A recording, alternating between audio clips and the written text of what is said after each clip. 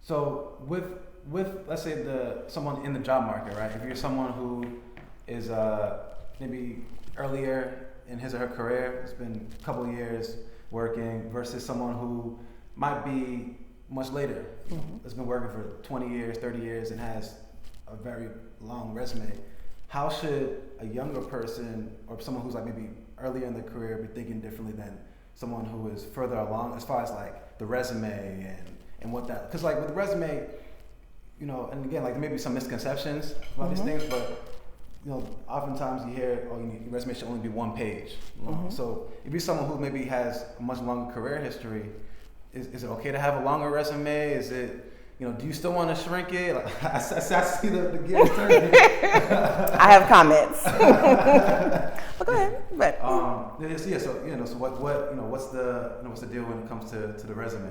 Okay, so you asked a couple different questions. I want to break it down a little bit. The first one being about the generational differences. So right now is the first time we have 5 living generations in the workforce, right? Wow. So you have your people who are ready to retire, and COVID has pushed people to retire even a little bit sooner than some of them were ready to.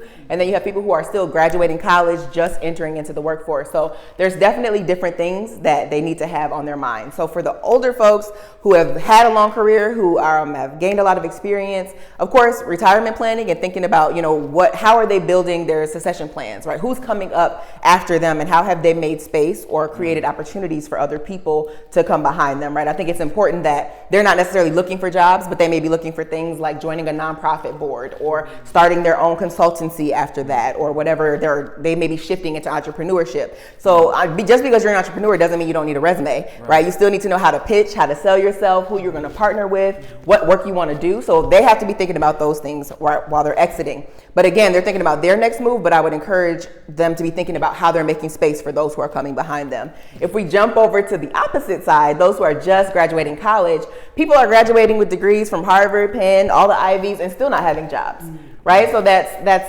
it's no guarantee. And there have been no guarantees. I graduated in 2010, back then when the recession was there, and it was like no guarantees there. People were like, should I go to more school, or what should I do? So if you're younger and you don't have the experience, it's how do you get that experience? How do you volunteer? How do you propose projects at your current job? How do you get as much experience as you can? Because a recruiter who's listening to you say, well, I graduated in May, I don't have a job yet, but in between that time I took this course online, I volunteered and did this project, I built this skill, I networked with these people in this industry. That's a lot more attractive than, I just graduated in May and I've been chilling since then, right? Like it's not impressive. So figuring out how to do things in the meantime, even while they're not looking for jobs, is one thing, but then also, again, updating their strategy on where they're looking for jobs. So people who are on LinkedIn, people who are Monster, Indeed, every day just resume, they're doing it wrong.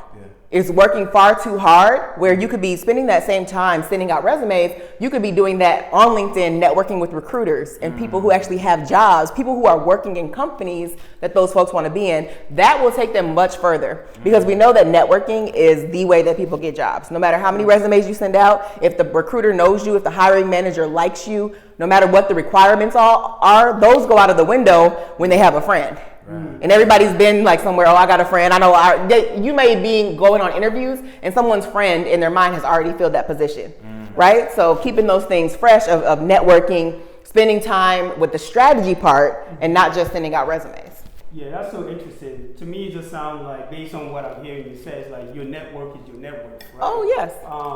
But also, like, what I'm hearing you saying, Jasmine, is this idea that we notice that people go to college and then they sort of focus on these sort of like, they take all these majors and all that. But companies are also looking for like practical skills now, compared to like before. If you go to college and you major in like, you know, art and science and history, whatever subject you like, but there seems to be a huge gap growing between like what companies are looking for skills wise and like what colleges are also trying to train you and condition you to get. So talk to us about that. Like, what are the, like, right now, based on, we live in a pandemic right now, what are the most like effective skills that you actually should be training yourself for in order for you to be like well equipped for the world that we live in now, or like for the future? Very good question. Yeah, sure. And I see Chuku in the chat said that they took internships after graduating college in order to get more skills, and that's a great way to do that. So in terms of the skills that need to be built, the two I would focus on, number one is communication, because no matter what job you work at, no matter where you are, whether you are just working with computers only, you're still typing and using written communication. But even people who want to be a doctor, if you know all the knowledge, but you don't know how to break bad news to a family, or you don't have that bedside manner, and people who can't understand you, like you're not going to be successful. So communication across the board, learning how to speak and how to be emotionally intelligent. So what do I say when and to whom?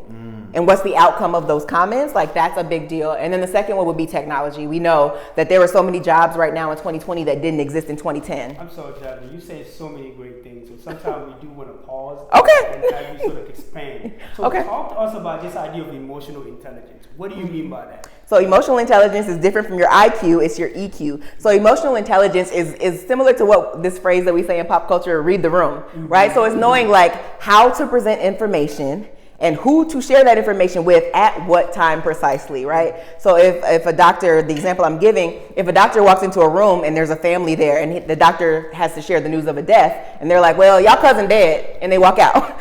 That's one way to do it, and the family will take that one way. If he walks in, he talks to them, he validates their feelings, he understands this is a hard time, I have some sad news to share, such and such has passed away, we did all that we could. Like, the delivery of that same message can be given different ways, and it will have a different outcome. The family could lose all respect for the doctor and the hospital, or they could really be thankful that doctor even tried and they did their best and they feel comforted in that moment. So that EQ is really knowing about your tone, about even your volume, your body language, like all of those aspects, and knowing when to do what we call sometimes code switching. So if I'm speaking to someone who reflects my background or someone else, I might use different language than I would if I'm talking to a CEO of a company. And that's not to say that I'm being fake when I'm talking to my friends in a specific way, but that's to say I know how to present myself in the ways that's going to get me the outcomes that I want. And there are certain spaces and time and place where things are appropriate and other places where they're not. So emotional intelligence is all about kind of being able to read the room and seeing what you're saying and how it's being received. And then constantly it's a feedback loop. So as soon as I'm saying something, I'm seeing how you're receiving it, and I may now change how I say the next thing because of how you are or are not receiving it. So I'm constantly getting feedback and then changing my message based on that. Yeah, and thank you for elaborate. That was clear, well said. Because for the reason why I asked that question, because we live in a very interesting time right now where a lot of people are sort of taking this ownership of who they are and coming out. So having emotional intelligence is really important, especially in the business world, right? Given with all these protests going on. So of course we created this sort of a platform to give voice to Black and brown folks and the voice of the diasporas. So talk to us about how, you talk a lot about resume, right? How is this affecting our sort of people, our Black and brown folks, and how can they sort of revamp their sort of resume in a way that's going to help them get a job? Or right now is because this pandemic is really hurting us. We went to COVID. So talk to us about how is this pandemic is also hurting our Black folks? So I think the career space in general cannot always be favorable to Black folks. We see that when you see all these research studies where they send out a resume and they change one letter. So like Joe to Jose, and then Jose doesn't get any callbacks and Joseph or Joe gets all the callbacks, right? So even in the best of times, I think that Black and brown people are disadvantaged because of unconscious bias or even conscious bias. Let's not even say it's always unconscious. People see a certain name, or they see that you worked at a certain place or you went to a certain school, and they make a whole bunch of judgments about who you are and what you can do, right? And that's in the best of times. And so in terms of the pandemic, people have, as you both have mentioned, have been losing jobs, been furloughed, right? And we know that Black people already don't have the upper hand in terms of building generational wealth, in terms of being business owners, in terms of being CEOs. We are not currently at the top. Now, we're working towards it, but we're just not there at this moment, right? So in terms of the actual ways that job searching is different for Black and brown people is making sure that we put our best foot forward the first time. What do you mean Now, by that? look, let me tell you, because what we see is the same thing if you look at criminal cases where the young man was a lone wolf who happened to shoot up a school, and he just was all that. But then if it's a black person, they're like, oh, he was a thug, he was a hoodlum. Like the way that people would kind of shift the narrative. So black people don't have second chances, and that's just the truth of it. So if our resume, even if you have two resumes and they both look great, but one has a typo and it's a black person, or one has a typo and it's not, we don't get those second chances of like, oh, well, let's give that person the benefit of the doubt. They probably meant to include this experience. We don't get the benefit of the doubt most often, and of course that's wrong. The system is, I'm not going to make excuses for that, but people do judge. Right. And unless the person knows you and they say, oh, Sekou, he came, he was awesome, he had the skills, somebody can vouch for you in person, that's a different story. But when you have a resume, they're taking 6 seconds to look at that resume, and they're just looking boom, boom, boom. Does it have the things I need? If not, no pile. If it does, yes, and it goes to the next level. So we have to make sure that on the first try, our materials are crisp, right? And they always say we have to work twice as hard to get half as much. That means you need to double check. You need to send it to 14 people to check your resume before. You need to make sure that your best skills are at the top. You need to make sure that you've listed accomplishments. And that's a big thing where a lot of people are just listing duties on their resume. Here's what I was asked to do at my job. I don't care what you were asked to do. I want to know what you did. In the year, in the 2 years, in the 3 years since you've been there, list your accomplishments. I increased sales by 65%. I overhauled our training programs. I did this. Like, you have to, even more so, I think we have to be better or the best at presenting our accomplishments and our impact on the company. Without me, this company would not have done this campaign. Without me, this company would not have done this and this and this. Or I contributed to $1 billion worth of sales at this company. We have to prove our worth and show our impact even more so than anybody else. Yeah, you're really speaking to, I think you said this idea of having to be twice as good or put in twice as much work as other communities do to get the same, to get what we deserve. Yes. Kind of remind me of the new Burna Boy album, Twice as Tall. Yes, yes, Burna Boy. Why does he have to be twice as tall, right? Yeah. But that's very intentional. I think it goes back to exactly what you were saying. Aki, do you want to give a question? So I know the second part of what you stated was about technology. You mentioned communication, and then you mentioned technology. So on the technology side, what tools are out there for job seekers that they can use, the technology that they can use to help become more competitive applicants, or that they can use to leverage so that they can be in position to get a job? So, and we didn't even really get into talking about technology, but what I meant about technology was really on the most basic level, knowing how to work your email, how to work Google Docs, how do you create a PDF, like understanding the basics so that when a recruiter messages you on LinkedIn, you know how to write them back, or you know how to have your LinkedIn be updated and those sorts of things. And then that's the basis level. The second level, of course, is knowing more of the specialized industry knowledge. So if you want to learn how to code, okay, there's an organization called General Assembly. They do courses. They'll teach you UX. They'll teach you coding. They'll teach you software development. Again, starting on YouTube. If you want to start for the free, right? Google. How do I learn to code? There's so many programs and stuff that are out there that are either low cost. You can apply for scholarships if there is a cost, but there are so many ways to learn those technology skills. But even more so before that, talking to people who are in those positions. So if I am someone who wants to learn how to code, my first thing should be to look at my network. Which of my friends, which of my people, which of my mentors know how to code? And then I'm going to go to them and I'm going to say, Sekou, you know how to code? How did you learn how to code? Don't come to me. I don't know how to code. But starting with your own network, and the key to job searching is finding people who are where you want to be. Finding people who work at the companies you want to work, who are in the positions you want to be, who have the skills that you want to be, talking to them. And they might say, hey, I know it's not really on the website, but we have this little coding class. Do you want to come take it? I'll put your name on the list, right? Doors are always easiest open from the inside. So if you can find somebody who's in there who can open the door for you and pave the path, it's going to be way easier than you knocking on, I want to learn how to code. I want to learn how to code. Nah, let them open the door for you. Let them set you up, right? So I think with the technology, it depends on what levels you're looking at and how deep you want to go into it. But learning the basics will help you at least know how to contact people to get to the other levels. So it seems like we keep coming back to this theme of network. Yes. And your network is so important. So like what you know and who you know. Still staying on that tech side and some of these tools that are out there. You mentioned YouTube.com. We joke around and say YouTube University, but it really is like you can learn a lot of stuff on YouTube. You mentioned General Assembly.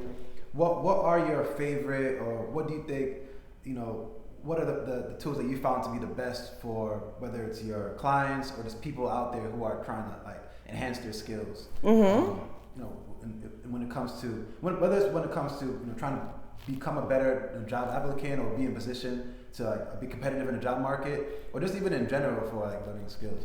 Sure. So places to learn skills, YouTube, of course, but LinkedIn acquired lynda.com. It was lynda.com, and now that's like LinkedIn skills things.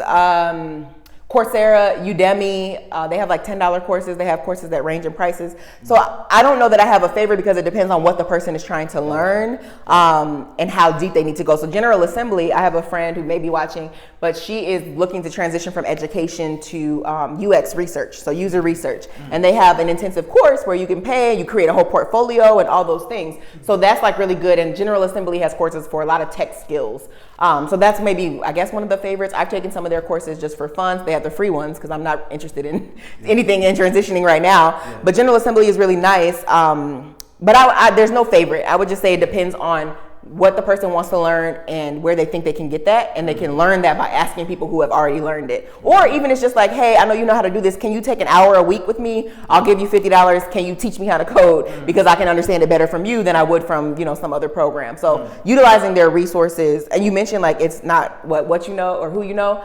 I think it's really like who knows what you know. It's who knows what you know, because you want your name to be mentioned positively in rooms that you're not in.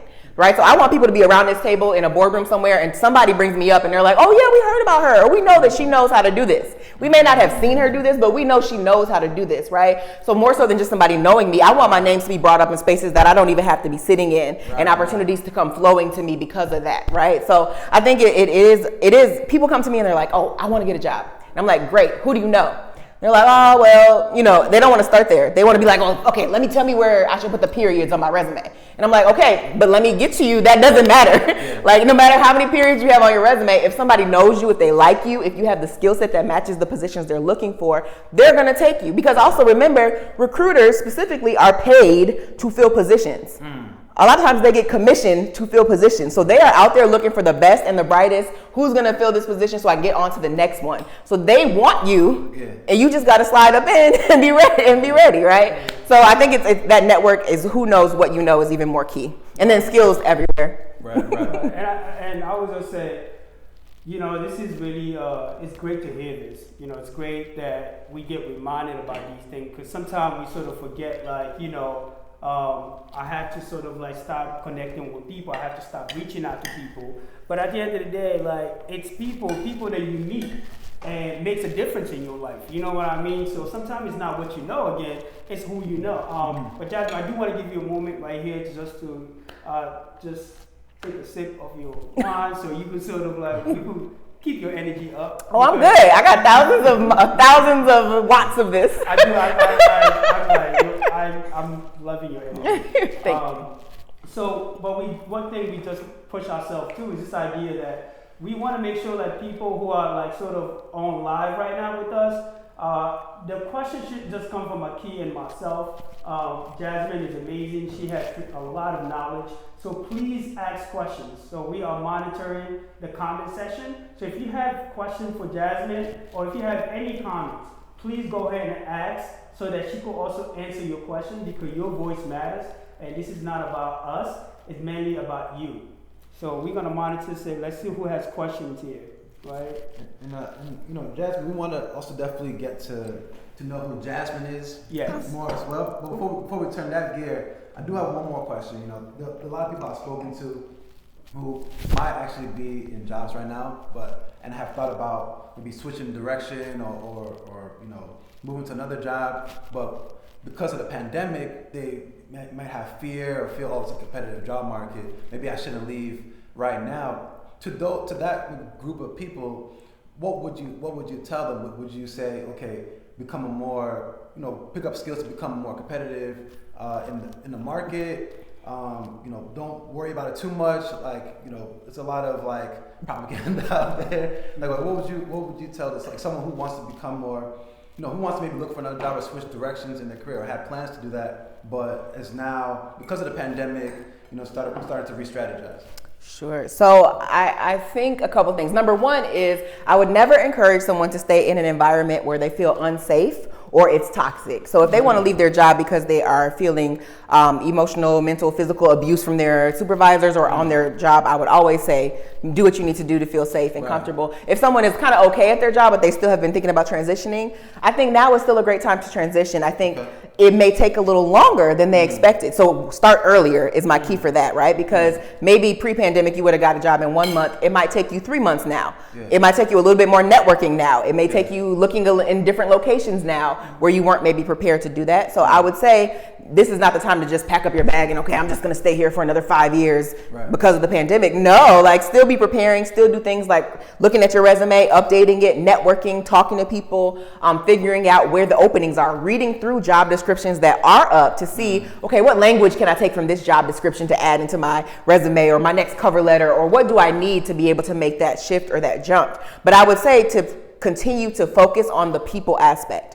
Right now, whether or not you can find a job, nothing is stopping you from going on LinkedIn and looking at different companies and looking at the competitors of those companies, because if you can work for Target, that means you could also work for Walmart or Kmart or whoever else is in business, right? So learning about more companies and then reaching out to recruiters, reaching out to people who work in positions at those different places, and then reaching and networking. Like nothing is to stop you, whether you have a job or you don't. Those are the same tools, the same methods that you would use. So I would always encourage people. Part of my story, which I'm sure we'll get to, is that I was in education and then I made the jump to tech, and my quality of life increased so much when I made that jump. I have a job that I enjoy. I work with people I love, all those things. And I would never want, and honestly, I worked with people who were very, when I left, they're like, oh, you leaving education, you're leaving the mission. And it's like, I'm about to get paid a lot more. I'm about to do a lot more work. I'm about to have a better life, and you're mad that I'm leaving you. So I think some people get comfortable in their complacency and they're like, this is all I can do. I really wish I could be a doctor, but man, a nurse is all I got. And that's just for the rest of my life. I got to be a nurse.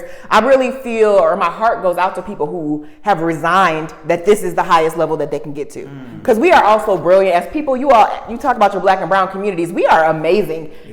As a collective, right? So why should we settle for less? Why should we take less pay? Why should we not start our own businesses because of fear or because of what other people are going to say? We have so much potential that we are doing ourselves and the world a disservice by not sharing it. So I say to anyone who's thinking about making that career transition, make it, start it.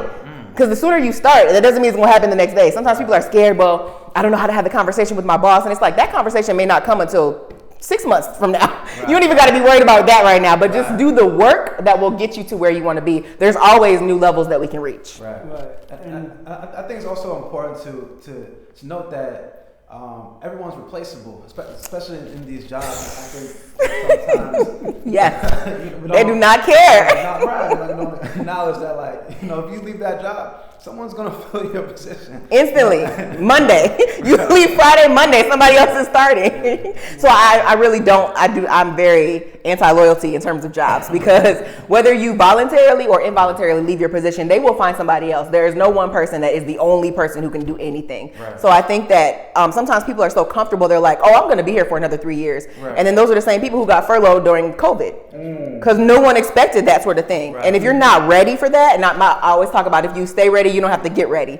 So whether you have a job and you love it or you don't, now is the time to be doing the work. You can always be doing something to get you closer, so that if you were to lose your job tomorrow, what would you do? What would be your first step? Where would you go? You could be thinking about that right now. And this is the reason why Aki and I started this platform, right? The idea is to bring in amazing people like you, so that people outside could hear that, we want to empower folks. But sometimes, you could be stagnant because you feel too comfortable. But at the end of the day, I love this idea that at some point for you is like something clicked inside of you and be like, you know what, this is not where I'm supposed to be. Right. I want to grow. I have goals, I have bigger things. And I think people who actually make it far, sometimes either they have a mentor or they have like a family or someone who's pushing them. But what about those people who don't have those sort of support system, right? And for us, it's like we hoping like this conversation will inspire somebody to just be like, hey, I can find someone within the Black community that could sort of push me or inspire me. But on a personal level, talk to us about like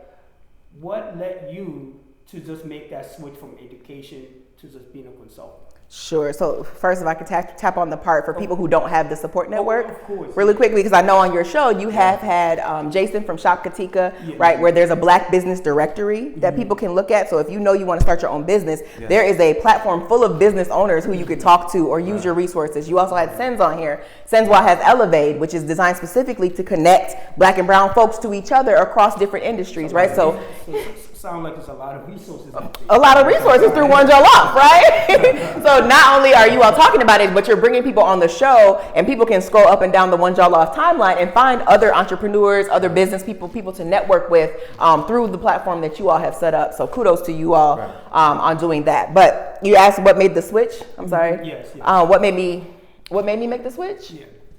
Really, I was tired. I was becoming jaded. So I was working in education.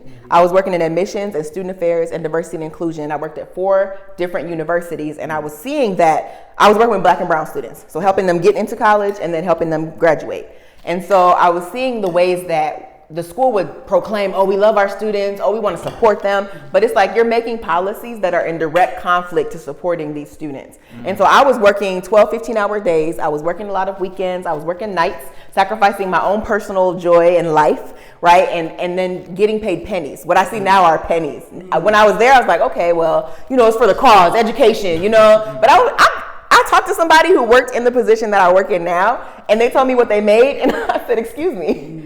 You have the same skill set that I have, and you are making almost $200,000 more than me per year. It makes no sense. No sense. And it's just for me, like, once a Black woman say they're just tired, they're just really tired. When a woman is fed up, ain't nothing you can do about it. Right, but for you to get to that point, I'm just like, wow, what did they do? What they did was they overworked me, they underpaid me, and the work I was doing was not having an impact. So I realized even if I work with 500 students here, which is a lot, because I might have 10, 15 students in my office a day. But even if I was affecting 500 students, when I worked at NC State University, there was 35,000 or 25,000 students. Yeah. So even if I do my best work with 500 of them, that is a very small percentage of students on the campus.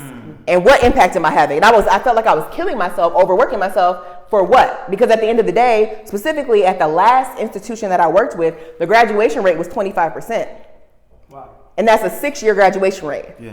There is no other industry that allows you would never go to Target and 25% of the time you leave with the item that you wanted. Wow. Like you would just never do it. They would never be around. But universities continue to do the same traditional tired things, whereas new, innovative, bright students are coming in and they're only leaving with debt. They're stopping before they're getting their degree. So I was in my office like, wait, the students I'm serving are not doing better. Yeah. I'm not having a personal life or fun. I'm not getting paid what I should. I'm working too much. Something here has got to change. Right. Something has got to change. And actually, I started to look, and I wasn't looking for the job that I have now in tech. I didn't even know the job that I have now exists. I had never heard of the industry. I had never heard of the company, never heard of the title. But what happened is that I was with part of my graduate school program. They have a listserv. So alumni, when they see jobs, they pass them through the listserv. I was on the listserv. I saw this company and I'm like, what is this? But I realized it was working with universities, but not at a university. So what happened was I submitted an application. 4 hours later, rejection letter. I was like, oh, okay, so this is not the job for me. But what I did was I reached out to the person who sent the email, and I said, hey, can I have 30 minutes of your time? This job looks interesting to me. I just would like to learn more about it. So long story short, I ended up connecting with that person. She helped me get a job in Philadelphia at a different tech company that helped me get the job that I have today. And she became my manager at my job now. Wow. So we kept in touch for 2 years. Wow. From the time I had that email to the time I'm in my dream job is 2 years. And I had to cultivate that relationship. So when we talk about networking, it's not just like, oh, give me your number, give me your card. Right. You have to cultivate it every couple months. Reach out, say something. Following up. So what do you do now? So I'm a solution consultant. I work for a global HR and finance company. And so that company works with universities and colleges. So what I do is I travel all around the country. I help universities figure out how to make their campuses better for students using technology. So now, like before, I was working in the student affairs office, working all these hours and days, and now I'm meeting with university presidents, with the cabinets, with the directors, the VPs, and really helping them say, how do you get your students in and out of here on time? Because that's what the goal should be. Wow. So now I'm impacting universities across the country as opposed to just toiling and sweating and hard work and for no money. So you know, you mentioned a lot. Yes. And, We got to slow down a little bit. Listen, I got a long story. Let's slow it down a little bit. But we want to make sure people following are able to really, like, you know, soak up all this good stuff. Go ahead. Something you touched upon is how a lot of students are going into college and they're leaving college with like insurmountable debt, and that's a topic that I think we're just going to continue to hear more and more of, because we're in a debt crisis, and student loan debt is, quite frankly, a big outrageous. part of that. Is that a conversation that you have when you're at these universities, or with some of like the staff at universities, and what is that conversation around that student debt from like the university perspective? That's something that they think about, like they're working on, because some of these colleges are still the prices that they are even getting more expensive, and I think some people even are becoming disillusioned about college itself. So Yeah. The conversation from within schools is that we have to do something different, and we have to do it now. Because, like, as you mentioned, this has been for years. People have become disillusioned with universities because they're hard to get into for Black and brown people, hard to get into, expensive once you get there, you're hated or feel a hostile environment once you are there, and then once you graduate, you're not getting jobs. Right. So it's like on every single front that's supposed to be this great collegiate experience, Black and brown folks are not having experiences that are on par with their peers in other communities. So I think that universities realize there's a lot of money in it, right? There's a lot of revenue that comes, but in order to keep moving forward, they are going to have to shift. Because if you look at now YouTube, if you look at when Bitcoin was so big, people were like, why do I need to go to school? I'm a YouTube star. I'm already making $1 million. Why do I need a college degree? Right? So in order to continue to have people come in, they got to shift, because if you think about a 13-year-old who's a YouTube star and they're thinking about going to college in the future, right? But then you walk into this classroom and it's somebody with a chalkboard and they're like talking about stuff that seems far away and abstract. It's not going to work. Right. So universities have to really think about, how do we be more innovative? How do we integrate technology? How do we update our faculty members? Because that's a hard part. A lot of times you have faculty who have been doing this job for 50 years and they don't want to use Zoom. Like, we know there's all these issues, right? So I think from the inside, universities are talking about, how do we do things differently to engage students? We have to make a different approach, because people are looking at colleges like, how do y'all keep raising the price? The degree is worth even less now, because more people have degrees, and depends on what schools you go to, your degree may or may not get you a job, period, in the first place. So how are you still raising the prices up, and then people aren't leaving and aren't getting out on time? So the conversations from within, I think people know that something different had to happen, and then COVID came. And now they're thinking about, okay, now how do we make our programs more accessible? So my alma mater, Harvard, they're doing some of their schools are having the whole year online. So like when I went, I had to pay to live in Boston, right? And I had to pay very expensive rent to live in Boston. But now if I could get the same degree and I could be at home in Philly, that changes my mindset about going to that institution, about going to that school. So there's a lot that education needs to fix in order to be better. But I do think some of those conversations are happening. But the last point I'll make on that is that universities are a business.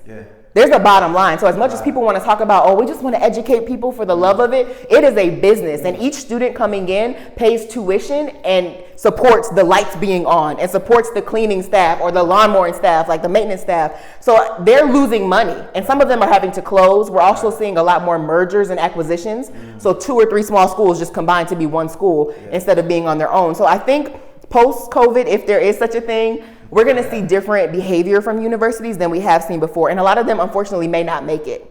So I'm sort of like monitoring the comment here.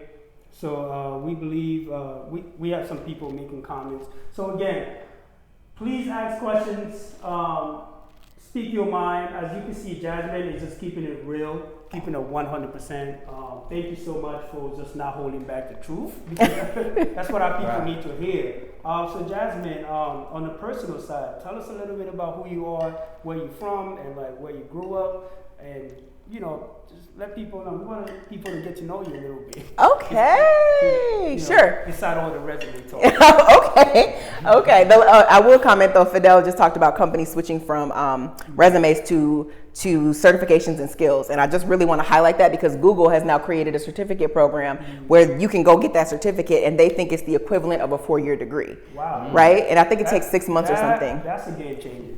And it's by Google, right? Who hires all the people, right? And so they are creating certificates and other programs where now you can bypass school. So if you're an institution and you're competing against a Google certificate, and Google says we will hire people with this certificate, the school is looking like, well, what am I supposed to do? Right? Well, how am I supposed to get people to pay to come here? Wait till Amazon start doing that too. It's a wrap. And all the companies. You start realizing how much some of this falls on the companies that themselves too, because a lot of people might say, okay, I still need this degree because I may not be able to get the job at whichever company I want, even with the skill, because like they're looking at, oh, does this person have the degree or not?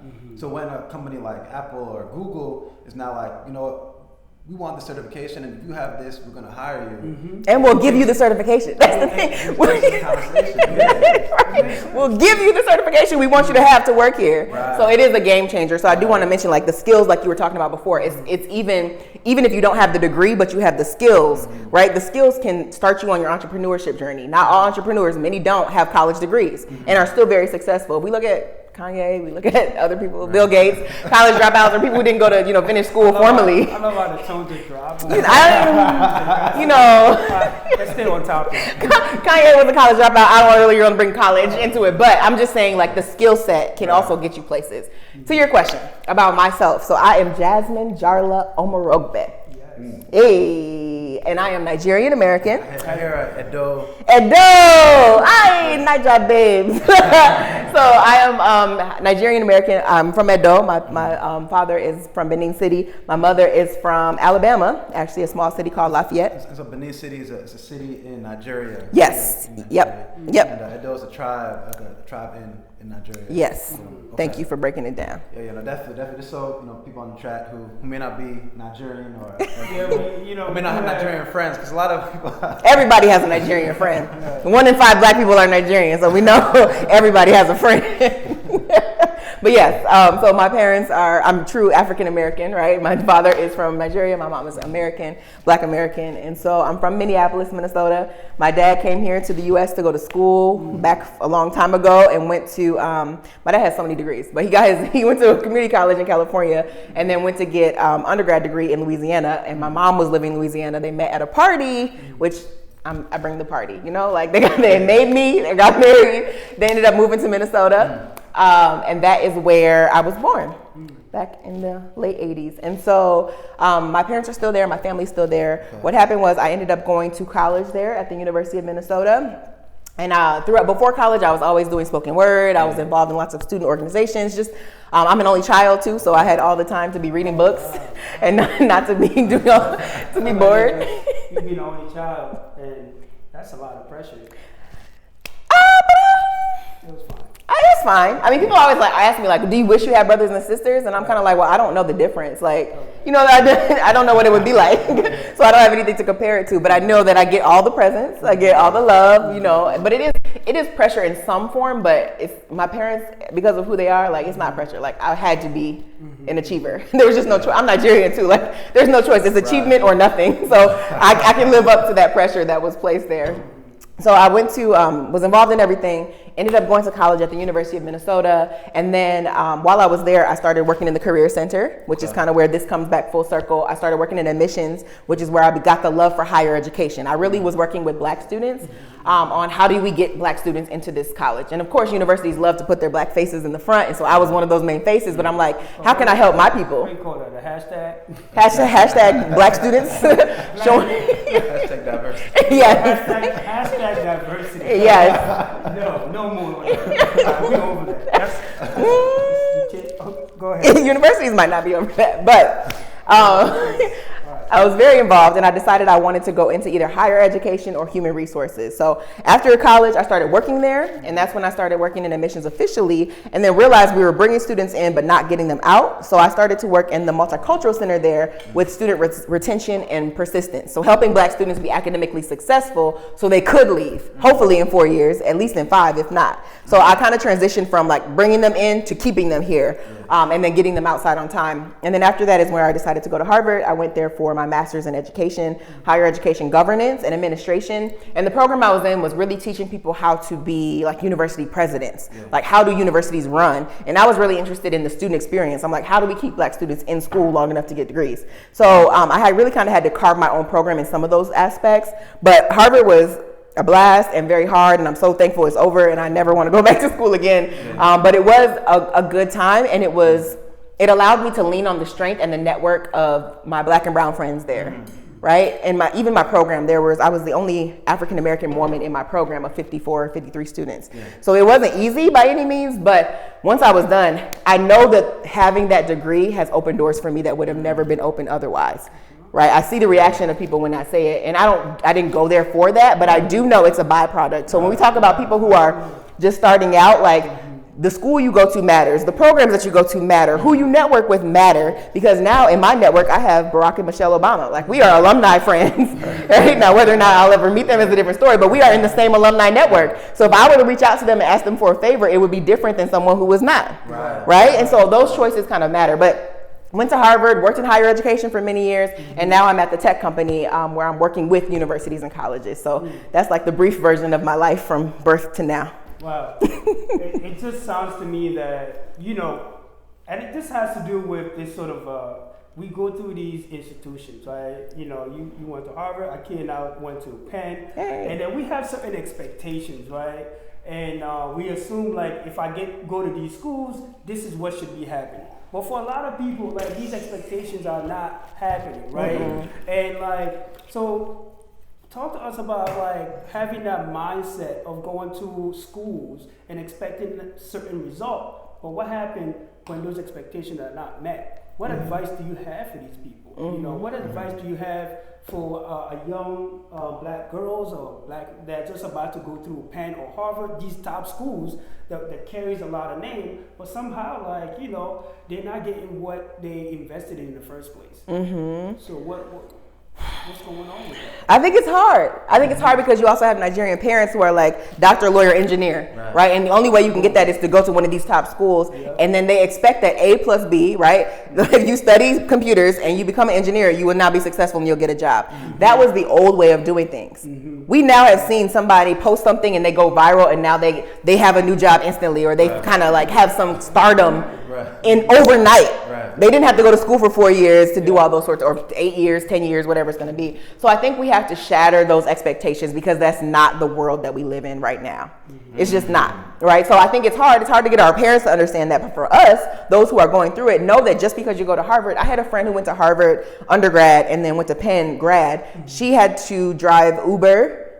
She submitted 80-something applications. She had to drive Uber. Now you got degrees from 2 of the top institutions in the country, and you don't have a job. But you're still black, you're still a woman. Like your degrees don't change those things. So when they see her resume come through, oh no matter what the degrees say. So I think people understanding the degrees don't make you, the credentials don't make you. You have to have some extra it factor. And if we talk to companies and we hear what they say, oh, that person just has it. They just got it. Well, what is that it? It can't be quantified. We don't know what it means. But you have to do even that much more work to develop your personality, to develop your network, to develop your skills, to do your own thing and say, hey, I know I have these degrees, but I also have this website that I built myself, and it has my portfolio on it. Right? So similar to what we were saying before about working twice as hard for half as much, knowing that your degree will not save you. Now, if you are a young white male, your degree may save you. But for us, the degrees they're not coming. They're not saving us. Would you say that also has to do with what your particular skill is? Because for instance, like there's certain industries where there aren't enough people in general in like who are working those jobs, or like there's a shortage. So they talk about whether it's like software engineering or just like certain industries, like some data companies where like they just need more people, and they say like, okay, 2024, 2025, the gap is just continually increasing. So would you say that it's also being intentional about what it is that you're studying so like thinking about like your why, why you're studying, the course that you're studying, or why you're, because like I think some people may choose to. At least for a lot of us, too, especially coming from a Nigerian household or African house, immigrant household, really in general, you think, okay, you go to college, But you go to college because that's what you do, right? You're not thinking about the why. Or like you go to, maybe you pursue a higher education, but because that's what you do, but you're not thinking about the why. So maybe it's also like thinking about why is it that you're making the decisions that you're making, but then also like the skills, like what skills are just marketable for this generation? Like what would you say, about, is that part of it? Yeah, it's a part of it, but that's where I think we run into some issues, right? So I think there's one thing that people should be strategic around, like, okay, I know STEM jobs, so science, technology, engineering, mathematics, those are going to be the jobs of the future. So you want to go study those jobs. But I also know that there is plenty of trauma or challenges that people have. Even if we listen to Yvonne Orji and her story of like, my mom wanted me to be a doctor, I wanted to be a comedian, I started to go to medical school and then I hated it and I ended up quitting and leaving. Like, so I do think, yes, it's important to be strategic about what people choose to study, but I also know there are so many people specifically from immigrant families who are living their parents' dreams. They're in the doctor's office hating being a doctor. They're in somebody's room studying and they hate what they're studying. So I would hope that people would find some sort of boundary I would hope in the future, now that maybe our generations are here and understanding things differently, maybe there can be more conversations about like, yeah, Dad, I know you want me to be a doctor because you want me to get money and you want me to be stable. But I can also be something else, a marketing person, and I can have a job and be stable. So how do I get to the goals or the intentions of what my parents want and marry that with what I'm actually passionate about? Because we all know with Nigerian artists, there are so many fashion people, creatives, visual artists who would never have done that if they would have maybe listened to what their parents wanted for them. Wow, it's just like Jasmine, you dropped a lot of knowledge. If you out there right now, and just pick up a pen or pencil and take notes. This is really it's amazing. Thank you so much.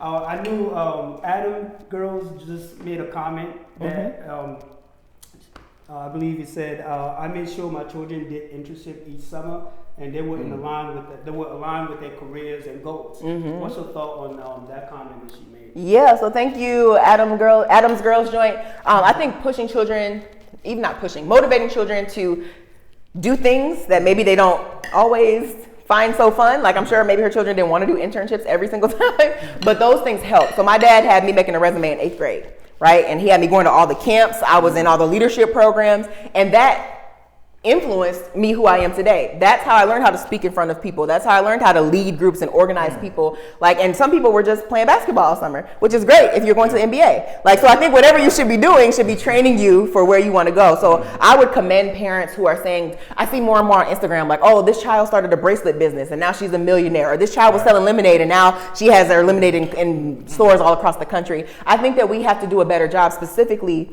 Black and brown people, on training our children what financial literacy is, because they'll know A plus B equals C or Pythagorean theorem, but they don't know what taxes are. They don't know how to save money. They don't know what those things mean. And schools, unfortunately, aren't teaching children those things. They're not teaching what they need to know as an adult. So I commend all parents who have the forethought to say, you know what, let me start a trust in my child's name, or let me start a savings account right now where I can put away money from my child's college so that when they're ready to go to college, they don't have to pay. Because that's a big enough boost. Even if you just don't have student loans, even if you have $0, but you don't have student loans, you already have a big head start against millions of Americans. And thank you so much for bringing up financial literacy, because I do feel like in the Black community, this is a major gap. Because for me, it's financial literacy does not necessarily mean like learning how to save money, how to stay on top, but it's also about like appreciating money and the value of money and how you could use money as one of the most useful resources in this world to advance your dreams. So talk to us about that. Like, why is financial literacy so important, especially for Black and brown people, especially for our community? Because we don't have the head start that some communities have. I think that's the number one reason why it's important, is because I don't have like a lineage of houses that my family is giving to me, or my family doesn't own houses across the city or own companies across the city. I think Black and brown folks, while we're doing better, and there's so many of us in our generation that are starting businesses and doing better and teaching better, we don't have the head start. It's not like, what did they say? Who was it? Amazon, his like dad gave him like $200,000 to start with or something, or like the GoPro person, the man who made that, he was like exploring the world, and then he said, hey, I have an idea for this camera, and his family's like, oh, here's this money to start this business. Some of us don't have that. right? We don't start, and there's some meme that says like, if you don't come from a wealthy family must come from you.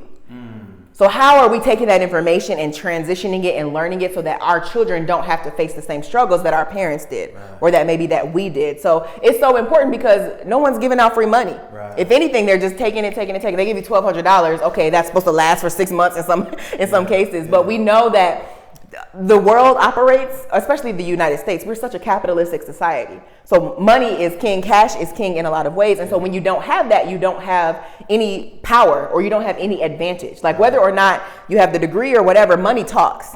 Right? And money talk. Even if someone says, you're asking, hey, can you do this favor for me? No, I'll give you $20. Okay, I'll do it.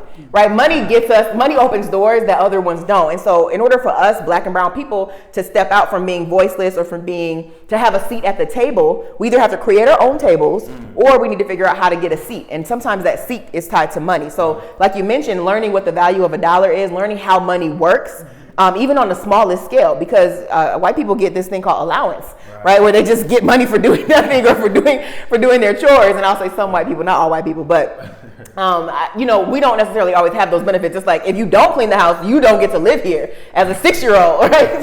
Our parents have a whole different idea of what it means. Right. But if you think about a child getting allowance, even if they get $10 a week, they're saving, they're building, they're realizing what they can buy and what the trade-offs are, where we're not learning those things. We're learning how to do dishes very well and to keep our bed very tidy. Right. But we're not having the same advantages or on par with them. But those are the people we're in competition with for these jobs, is the one who's learned about money a long time ago, the ones who already have real estate in their name, the ones who already have companies in their name. We are going against them. So how do we then bolster up our communities so that we can do that? So that when my child comes, I can give her or him a house. Right.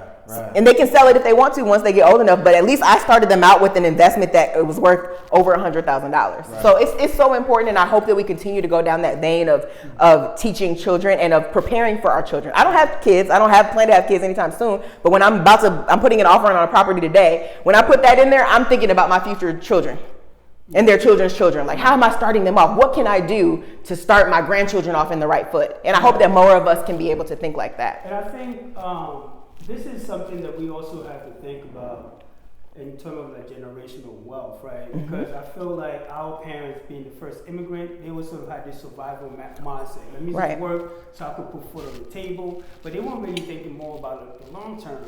Yeah, and they have a reason for that, right? But for us, like the sort of like the first generation or the second one or the third one, so we do have to sort of adapt to this mindset. Like, it's not just about you, right? It's really about your future, right? And I'm so glad that you were able to say that. So I think along with that too is also, financial literacy is so important, and it's also a conversation about being aware of what you don't know. And once you become aware that, okay, here's a gap that I have, or here is something that would be very beneficial to know. Maybe I should maybe I should buy real estate. Maybe I should invest in the market.